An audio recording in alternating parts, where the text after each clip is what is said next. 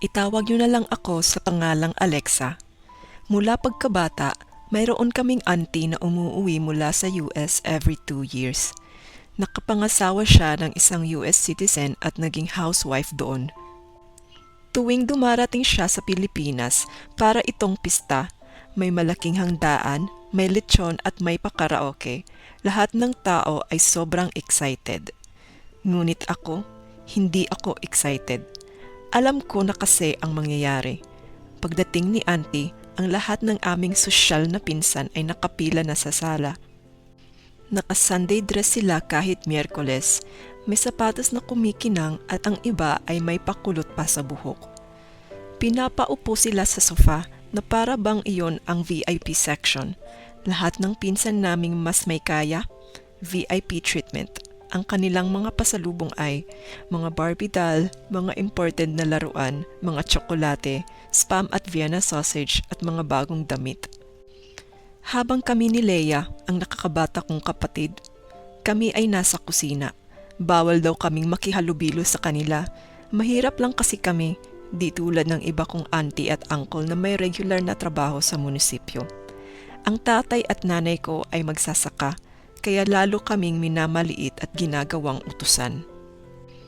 Habang naghahandaan ang aming pamilya, kami sa kusina ay nagluluto, naghuhugas ng plato, nag-aabot ng mga pitsil, nagtatanggal ng tansan ng soft drinks. Kung may mabigat na bitbitin, sa amin pinapabuhat.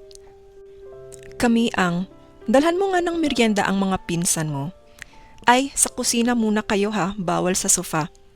O di kaya'y, mamaya na kayo kumain, marami pa kaming mga utos.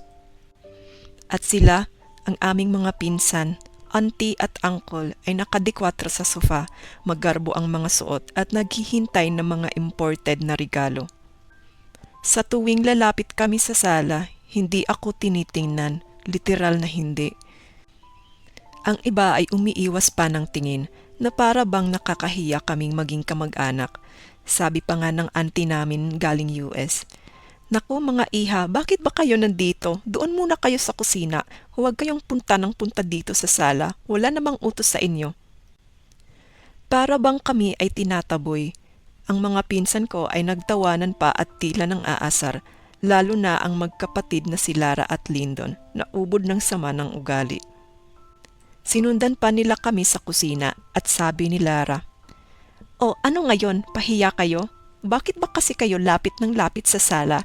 For sure hindi naman kayo mapapansin ni auntie para mabigyan ng pasalubong." Idinagdag pa ni Lyndon, "Dapat kasi matuto kayong lumugar kung saan ang pwesto nyo at dito yan sa kusina para mautusan." Hindi na lang kami umimik ni Leia. Baka kami pa ang mapagalitan ng aming mga tita at tito. Pagdating sa pasalubong, lagi kaming huli. As in, huling-huli. Kahit 2 oras nang tapos ang bigayan, nasa kusina pa rin kami ng kapatid ko. Nakatayo, nag-aantay kung maaalala ba nila kami. Tapos, pag kami na, hindi man lang binanggit ang pangalan namin, ni hindi kami tinitingnan ng auntie namin galing US. Iaabot lang sa nanay ko ang sako na amoy lumang aparador. Oh, para sa kanila. Ang laman, mga oversized na ukay-ukay na damit. Yung iba ay may butas pa at kupas na. Habang ang mga pinsan namin ay may brand new Barbie Dream House, remote control na sasakyan at iba't ibang klaseng bagong damit, kami ng kapatid ko ay may sobrang luwag na blouse na parang laylayan ng kurtina. Agad namang ipinagyabang ng mga pinsan ko sa amin ang kanilang mga regalo. Sabi ni Lara, "Kawawa naman kayo, walang Barbie dolls at tsokolate." Napatingin ako kay Leia na nagpipigil ng luha. Samantala ang mama ni Lara, si Auntie Isabel ay walang ginawa sa masamang asal ng kanyang anak at kinonsinti pa. "Lara anak, pabayaan mo na sina Alexa. Mayroon naman silang ukay-ukay na pasalubong." Sabay alis ang mag-ina habang nakangisi. Lumapit kami sa nanay at tatay namin na abalang-abala pa rin sa pagluluto ng pagkain. "Tay, Nay, bakit sila ganyan sa atin? Bakit iba ang pagtrato nila kumpara sa iba nating kamag-anak? Nagtinginan sila nanay at tatay. Sabi nila, "Mga anak, mayroon talagang mga tao na ganyan ang ugali. Basta tandaan ninyo, huwag nyo silang tutularan. Panatilihin pa rin natin ang kabutihan. Magsumikap kayong mag-aral dahil gagawin namin ng nanay nyo ang lahat para lang makapagtapos kayo, para wala nang mamamaliit sa inyo balang araw." Tinatak namin iyon sa isip naming magkapatid. Pero ang pinakamahirap makita ay si tatay at nanay tuwing may okasyon. Sila yung naglilinis ng bahay, kusina at tagaluto ng mga handa na para bang utusan lang sila, hindi kamag-anak. At eto ang mas masakit, si tatay ang panganay sa kanilang magkakapatid. Siya ang pinakadapat nirerespeto. Ngunit dahil siya yung hindi nakapag-aral, dahil siya ang pinagtrabaho para mapag-aral ang mga kapatid niya kasama si auntie na nasa US, para siyang naging utusan at kusinero sa sarili niyang pamilya. Walang nagpapasalamat, walang tumutulong kahit kailangan na ni tatay.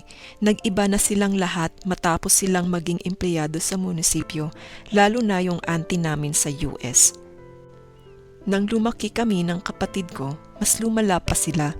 Sa buffet table, kahit kami ang tumutulong mag-ayos, kami ang pinakahuling pwedeng kumain at sa kusina lang.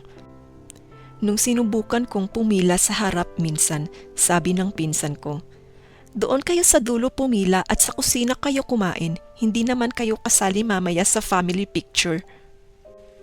Hindi kami kasali sa picture at hindi kami kasali sa mga plano nila.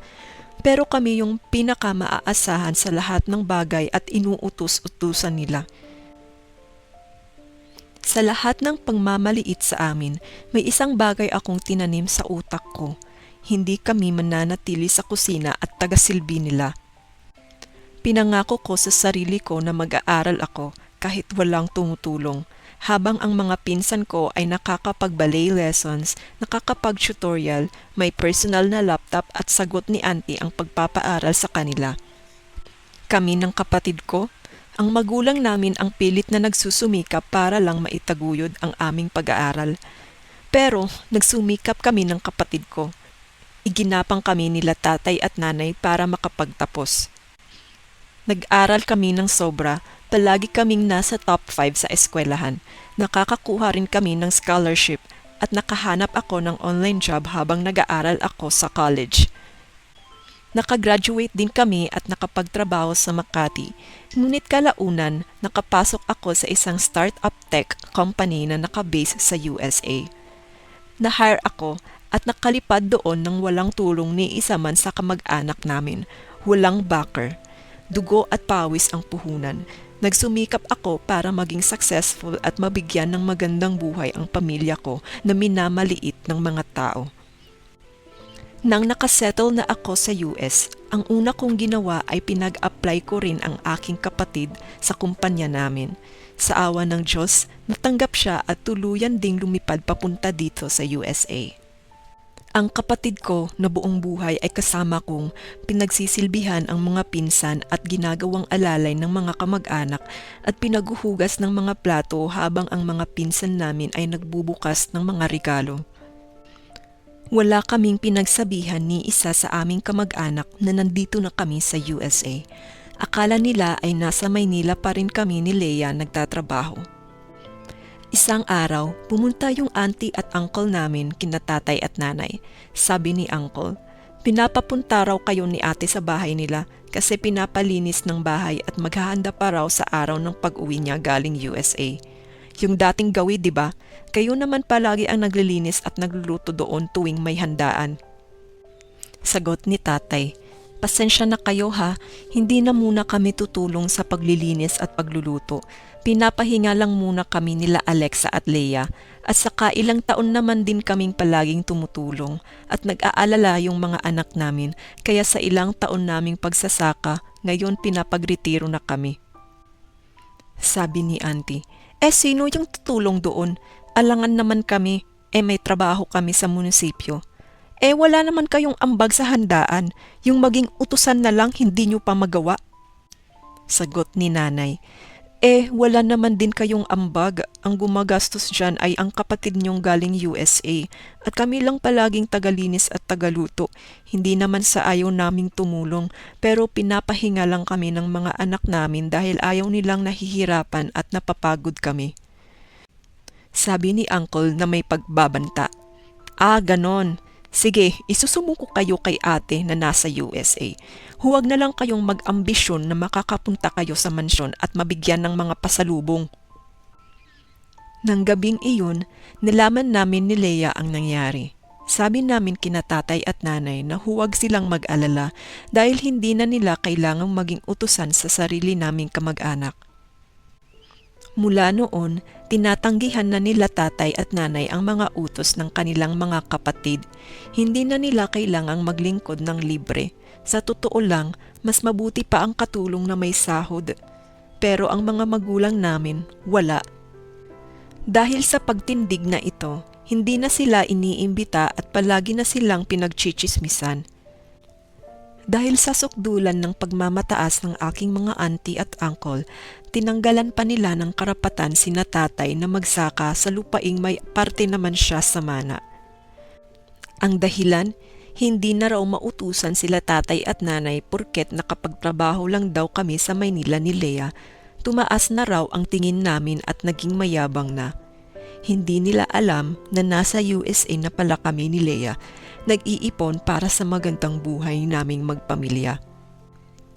Sabi namin ni Leia sa aming mga magulang, Tay, Nay, okay lang yan kung hindi na kayo pinagsasakas sa lupain. Total, pinagretiro na namin kayo at higit na mas malaki ang bigay naming pera kumpara sa kinikita ng pagsasaka ninyo. Huwag kayong mag-alala dahil bibili tayo ng sarili nating farm. Unti-unti, sinimulan namin ni Leia ang pagpapagawa ng bahay sa Pilipinas. Nakabili na rin kami ng sarili naming ilang ektaryang farm at sinimulan magpatayo ng sarili naming negosyo. Ang mga kamag-anak namin sadyang dumadaan sa bahay namin na ginagawa pa lang at nagbitaw ng mga mapagmatang salita. Sabi ni auntie kina tatay, Nako talaga, sobrang ambisyosa nyo naman. Bakit ba nagpapagawa kayo ng malaking bahay? Baka hindi kayanin yan ng sweldo ng mga anak ninyo sa Maynila. Sabi naman ng isang uncle namin, Sus, sobrang yabang ninyo talaga magpagawa ng mansyon. Baka puro utang lang sila Alexa at Leia. Balang araw maghihirap na naman kayo. Huwag kasi mayabang. Hindi na lang pinatulan nila tatay at nanay ang mga mapanlait na salita. Habang tumatagal, unti-unting natatapos ang bahay namin at lumalago ang negosyo at ang farm. Patuloy pa rin ang pang-aalipusta ng mga kamag-anak, kesyo mayabang daw kami at puro utang lang ang lahat ng naipundar. Hanggang sa dumating ang punto na 2 bahay ang napagawa namin ni Leia, nakapundar pa ng isang sasakyan, mga apartments for rent at ilan pang mga negosyo. Nagtataka na ang mga kamag-anak namin kung bakit patuloy kaming umaangat. Hindi nila matanggap na mas lamang na ang aming antas sa buhay kaysa sa kanila. Isang araw, nalaman ng auntie namin na nasa USA na pala kami ni Leia. Agad na tumawag siya sa Pinas. Isinawalat niya kaagad ito sa aming mga kamag-anak at nagsinungaling at nagmayabang na siya raw ang tumulong at nagpapunta sa amin doon. Ang mga kamag-anak namin biglang bumait kina tatay at nanay. Isang araw, pumunta sila sa bahay at pinakiusapan sina tatay na makipag-video call sa amin ni Leia. Wala man lang kumusta sa amin. Agad-agad nagsalita ang auntie namin. Naku, Leia at Alexa, ang swerte ninyo. Utang na loob ninyo yan sa auntie nyo galing US dahil yumaman na kayo. Dapat magbalik tulong din kayo sa aming mga kamag-anak. Sabi naman ni Uncle, Oo nga, baka pwede naman humingi ako pambili ng bagong motor. Lumang brand na kasi yung amin. Mayaman naman kayo. Sabi ng isa pa naming auntie, Naku mga iha, unahin ninyong pag-aralin yung nakababatang pinsan ninyo. Mag-high school na siya, balak namin ipa-enroll sa private high school. Pwede naman na sagot ninyo na lang ang tuition. Kaya nyo naman yun, di ba? Sabi pa nilang lahat, dapat lang daw kami tumulong sa kanila dahil utang na loob daw namin iyon kay auntie galing USA at kailangan maibalik ang tulong sa pamilya. Hindi kami makapaniwala sa mga tinuran nila, lalong-lalo na si tatay. Nagalit si tatay at agad pinagsabihan ang mga nakababatang niyang kapatid. Nahihibang na ba kayo? Ni hindi nyo sila kinamusta at agad hihingi ng pera? Hindi nyo ba alam na walang naitulong ang kapatid natin galing USA sa mga anak namin? Sila mismo ang nagpursige para makaahon kami sa hirap. Hindi kami papayag na gagatasan nyo lang sila ng pera. Baka nakalimutan nyo kung ano ang trato nyo sa kanila noong bata pa sila.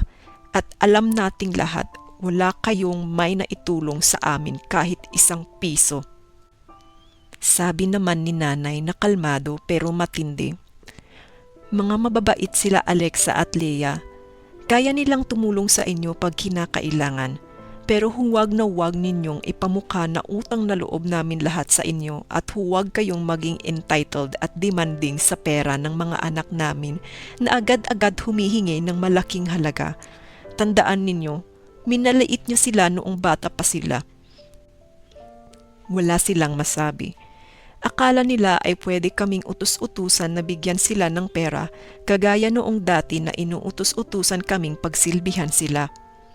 Hindi na kami yung dati na sumusunod sa lahat ng utos nila at alam nilang lahat ang mga pinaggagawa nila, kaya wala silang nasabi at tuluyang umalis.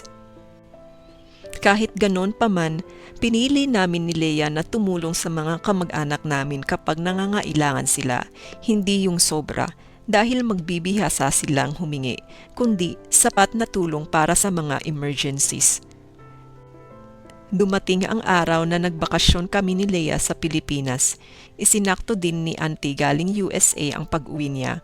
At sa pagkakataong ito, kami naman ni Leia ang nag-sponsor sa handaan at kainan at syempre sa mga pasalubong. Ngayon, pumaliktad ang sitwasyon. Sila naman ngayon ang naglilinis at nagluluto tuwing may handaan. Ngunit ang pinagkaiba sa kanila ay binibigyan namin sila ng sahod sa mga ginagawa nila at mga pasalubong na lahat ng kamag-anak namin ay meron at walang halong diskriminasyon. Walang ukay-ukay na may butas at walang oversized na t-shirt. Yung pinsan namin na dati na si Lara, na may Barbie at brand new na mga damit at tsokolate, may 3 anak na at single mom. Hindi makaahon kasi nagbulakbol sa pag-aaral dahil nasira sa pagka-spoiled at umasa kay auntie sa sustento. Yung si Lyndon naman na isa naming pinsan, ayon din dahil na-spoiled, hindi nakatapos sa pag-aaral dahil napabarkada at nalulong sa bisyo. Yung mga auntie at uncle namin na nangmamaliit sa amin, walang ipon, puno ng loan dahil sa mga luho nila, hindi nila matanggap na mas umangat kami sa kanila. Pero nandyan pa rin kami ni Leia, piniling tumulong ng sapat lang, hindi yung sobra. At kami, mas may kaya na sa kanila, mas stable, mas successful at mas masaya. Hindi dahil gusto naming gumanti, kundi dahil ayaw naming patuloy na inaalipusta at kinakawawa.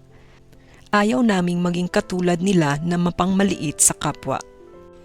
Kung may gusto akong sabihin ngayon, ito yun. Thank you.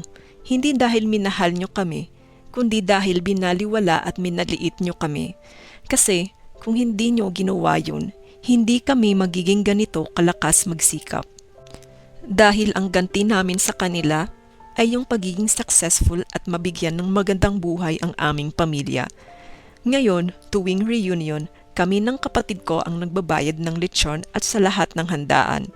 Pag may mga imported na tsokolate, dilata at brand new clothes, lahat ng kamag-anak namin binibigyan ng walang halong pangmamaliit at diskriminasyon. Pero tahimik lang sila dahil alam nila kung ano ang ginawa nila sa aming magpamilya noon. Tahimik na para bang sila naman ang nasa likod at sa wakas, kami na ang hindi nila maabot. Wakas. Kung nagustuhan mo ang kwentong ito, huwag kalimutang i-like, i-share at mag-subscribe para sa iba pang mga kwentong hango sa totoong buhay. Salamat sa pakikinig!